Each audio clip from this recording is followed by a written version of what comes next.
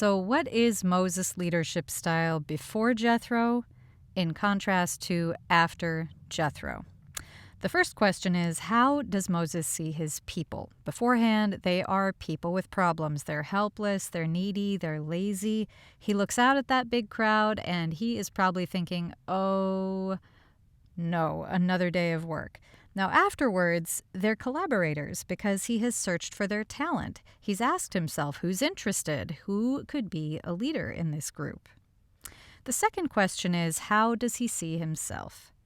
Beforehand, he's the expert. I'm the only one who can do this. Other people will mess it up. Now, where did he learn to think like that? Probably growing up in the house of Pharaoh. It's not unusual for us to learn how to lead from the people that we grow up with and the environments we grow up in. So sometimes there's a fear with these kinds of leaders, a fear of losing status if they let other people lead, or a fear of not being needed, or the opposite, a fear of asking for help.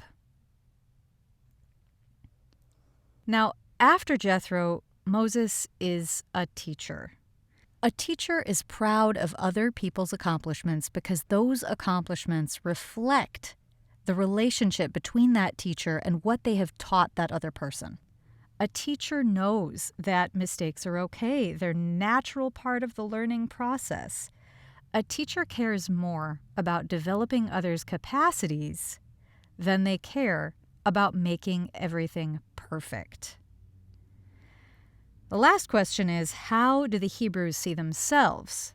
Beforehand, they are passive. Maybe they feel helpless. Certainly, we can say that they're used to being slaves. They have been slaves for hundreds of years. They might believe that they're not worth anything better. Maybe they're thinking, me? Oh, I don't know. I don't know if I'm qualified, or I don't know how to do that. So they stand in lines of hundreds, waiting, probably with big complaints and small complaints, for Moses to solve all of their little problems. And they probably think that they need Moses to solve all their problems the same way they relied on Pharaoh. No one has ever taught them how to lead or how to solve their own problems. So it's up to Moses to teach them how to be leaders, and that is what he does. I would imagine they feel themselves as capable. They would have more ownership over this community that they were creating for the first time as people together. They would be in charge of their own lives for the first time in hundreds of years.